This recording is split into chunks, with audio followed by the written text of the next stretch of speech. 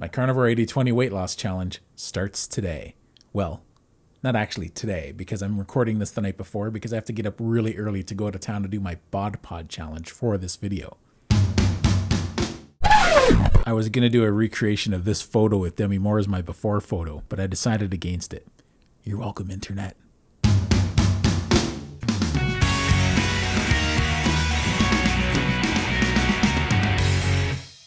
Hey, what's shaking bacon? My name's Bruno Panucci. I'm starting my 80-20 challenge today. So this is going to be pretty cool. I plan on doing it for 3 months, maybe 4. I plan on being flexible with it in a couple ways, like I am with all my challenges. Number 1, if it's going really well, I might extend it a month. I did this when I first started with my first video last September 1st of 2021. And I did it for 3 months and extended it into 4 because I really enjoyed doing that lion diet challenge. But this challenge, it's going to be a different challenge. It's still going to be a carnivore challenge. It's going to be a different ratio with my macros. I don't know what's going to happen exactly. I may get 3 months into it and get my kidney stones back because I go into aggressive ketosis, which will back up my uric acid. Who knows? I may be forced to stop this, but I'm thinking I'm going to do pretty good because I felt a little bit of twinge in my toe in August, and that seems to have gone away. So I think if I stay away from pork, that hopefully won't be an issue. But I may get to the point where I've lost as much weight as I want by the end of the 3 months, and I might stop.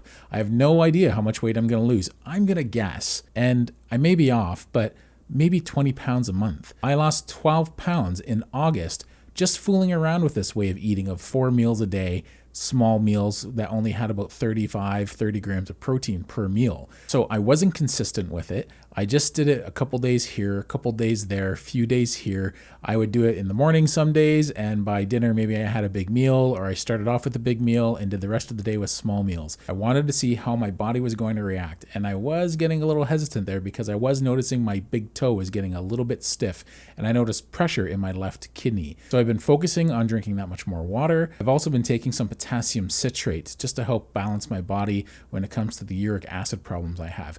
This might not be an issue with the uric acid, but I'm playing it safe because I do not want to go through kidney stones again. So the cool thing is I put an invite out there a couple videos ago for people to join in if they wanted, because I had some people express that they wanted to join. I've had a bunch of people join this Facebook group that I've created, and I think it's pretty cool. So the link's going to be in the video below for this Facebook group.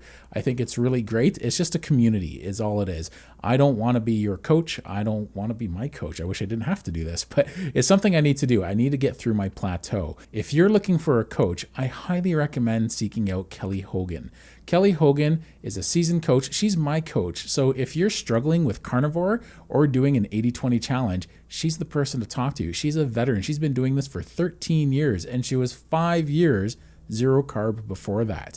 So you're not going to find many people out there with her experience. I hope you check her out on Instagram. That's where she's most active. She does have a YouTube account, My Zero Carb Life, and I highly recommend you check that out if you haven't heard of her already. She's really a cornerstone in this whole carnivore community. So all that being said, I'm going to go through some of the outlines of this challenge, but more importantly, I want to point out before we get into it is this challenge might not be for you if you're thinking of doing this. If you're already getting great results with carnivore and you don't have to measure anything out, you might look and go, you know what? I'm good where I am.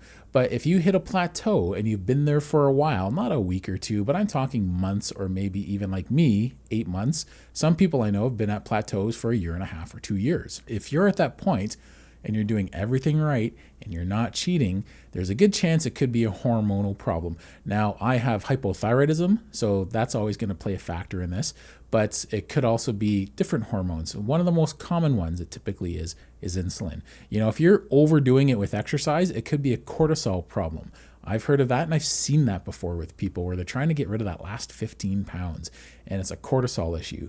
But if that's not the case, and you're just plateaued like I am with about 80 to 100 pounds to go, it's most likely an insulin issue. So it could be thyroid, but I'm leaning towards insulin because I don't have any other signs of hypothyroidism that are kind of being triggered right now. The fact that I got such good results fooling around with it in August shows that that's probably what the problem is. So this might not be for you. If you're doing well, I wouldn't even bother trying to do this. You can do it. It's not going to hurt you if you do it, most likely, right? It's just a higher fat version of carnivore. The thing is, I don't think, and I can't stress this enough, I don't think this is a long-term amount of protein you should be getting. I think this is a great thing to do for a short window of time, and once you've gotten past your plateau, slowly start increasing your protein. I'm a big believer that most people, especially the older we get, we need more protein. When we get older, our bodies just don't absorb as much protein as well as we used to when we were young.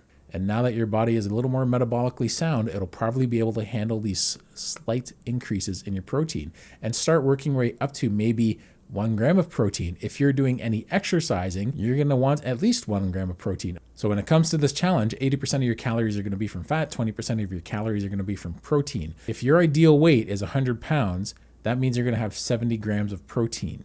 Just to keep things simple, if your ideal weight is 100 pounds because you're a woman, then you're going to want 70 grams of protein. You're going to want to double that 70 grams for your fat. So that's 70 grams of protein, and it's going to be 140 grams of fat. So we want to make sure we have a 2-to-1 ratio at least. If anything, you can add more fat. You might get some diarrhea going through this in the beginning because you're upping your fat so much. You want to split those overall calories into 4 meals through the day. The point of that is to not have 1 or 2 big insulin spikes throughout the day. So if you're eating once a day or twice a day, even on a carnivore diet, and you're not losing weight, you're at a plateau, your body isn't doing well. I don't want to have big sugar spikes with 1 or 2 meals a day.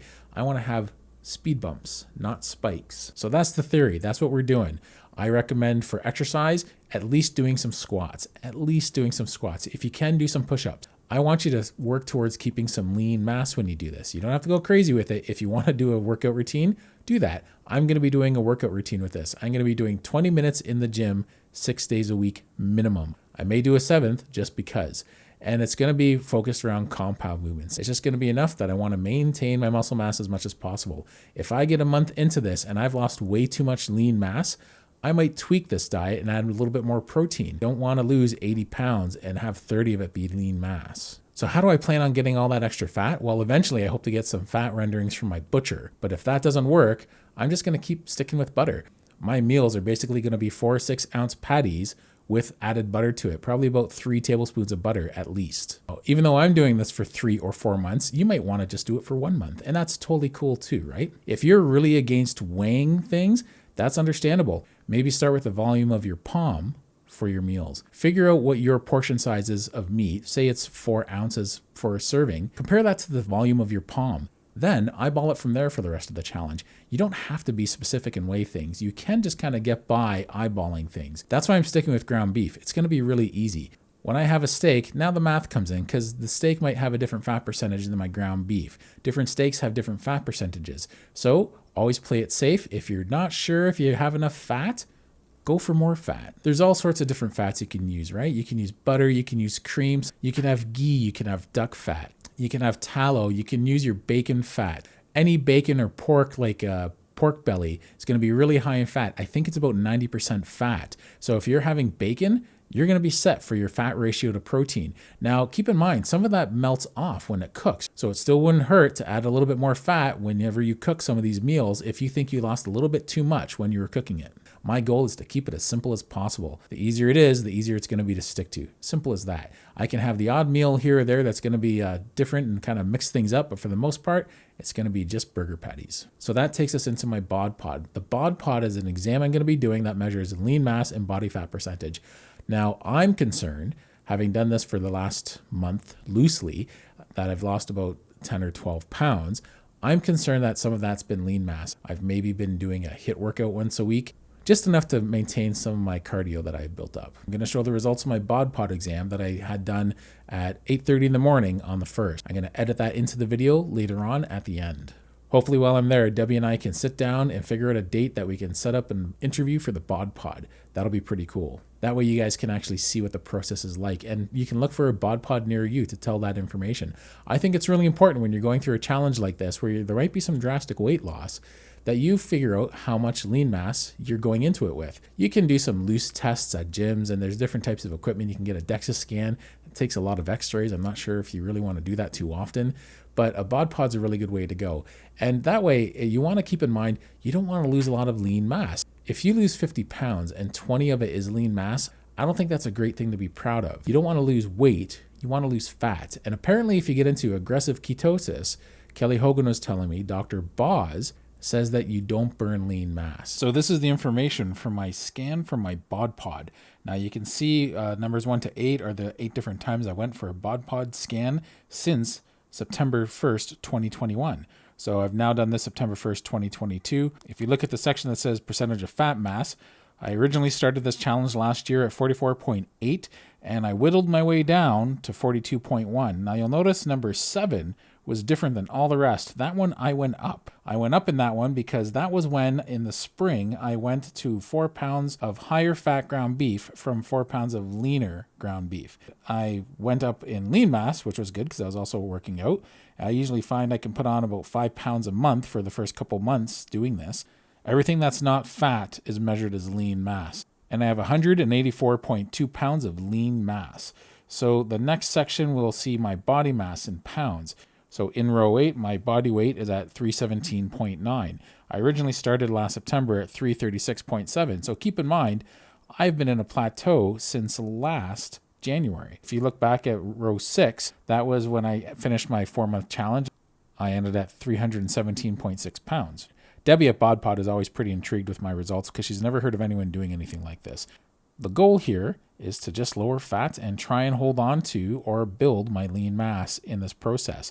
I honestly think at the end of this, if all goes well, I might be down a lot of fat, but my lean mass will probably end up back where I started. So I might go up to 190 pounds and maybe 195 pounds. I would love to get up to 200 pounds of strict lean mass, but I know that's not necessarily possible. The last column, the green column, is the resting metabolic rate, and that's showing my calories. So just to run this well-oiled machine that I call my body, I have 2,402 calories that I need just to lie there and do nothing.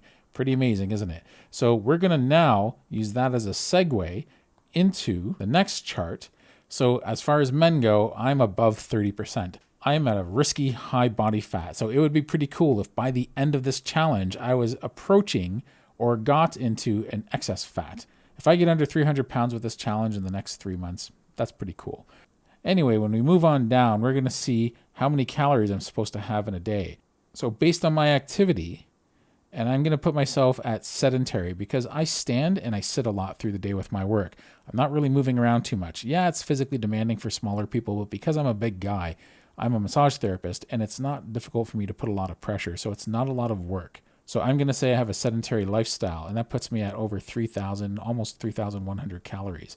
Now, when I do my exercise routine, on top of this, my weights, 20 minutes a day for 6 of the 7 days a week minimum, I'm going to definitely bump up to at least a low active level. I'm not married to these numbers. I want you to keep that in mind. I'm just documenting these numbers for posterity. This is what science is saying I should be doing. So now that I'm playing with my ratios and changing it up, I'm expecting to see my numbers change for the better. It seemed to work well for August. So let's see how the next few months goes. Anyway, that wraps it up. I hope you enjoyed this video. If you liked it, give it a thumbs up and subscribe. Thanks for tuning in and take care.